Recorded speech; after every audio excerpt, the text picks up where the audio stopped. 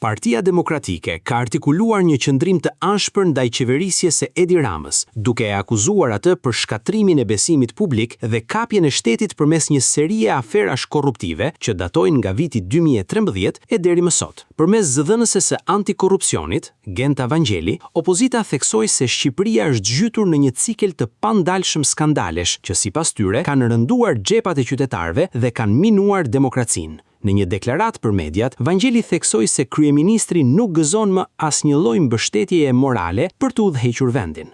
Nga dosja 139 dhe dosja 184 tek lidhjet e politikës me krimin e organizuar, nga skandali Unazës së Re tek shembja e teatrit kombëtar, nga inceneratorët fantazëm tek databaza e patronazhistëve dhe rrjedhja masive të dhënave personale të qytetarëve, dhe çdo episod ka prodhuar më tepër korrupsion, më shumë pandërshkueshmëri dhe më shumë varfëri për shqiptarët. Skandali ndërkombëtar me Ganigol, çështja e portit të Durrësit, investitorë strategjik, kullat që mbijnë çdo ditë në Tiranë me kapital të pajustifikuar, kontratat 1 euro, marrëveshjet e errta dhe tenderat me ofertues të vetëm, kanë krijuar modelin më të pastër të kapjes së shtetit nga interesa klienteliste dhe oligarkike. Edhe sot, dosja e inceneratorëve vazhdon të rëndojë mbi qeverinë, ndërsa hetimet të reja për tendera infrastrukture dhe afera të tjera vazhdojnë të dalin në dritë.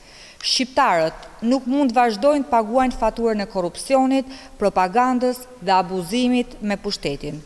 Përballë kësaj historie të gjatë skandalesh, dështimesh dhe aferash korruptive, një gjë është e qartë.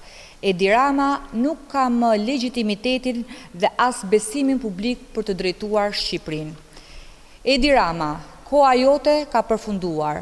Dorëheqja është domosdoshmëri dhe fati yt politik i pashmangshëm. PD-ja listoi një sër çështjesh të hapura që nga dosjet e inceneratorëve, skandali me Ganigol e deri tek investimet strategjike, duke i cilësuar ato si modelin më të pastër të kapjes së shtetit nga interesat oligarkike. Opozita deklaron se shqiptarët nuk mund vazhdojnë të paguajnë faturën e korrupsionit dhe propagandës, duke bërë thirrje për një ndryshim të menjëhershëm të situatës politike në vend.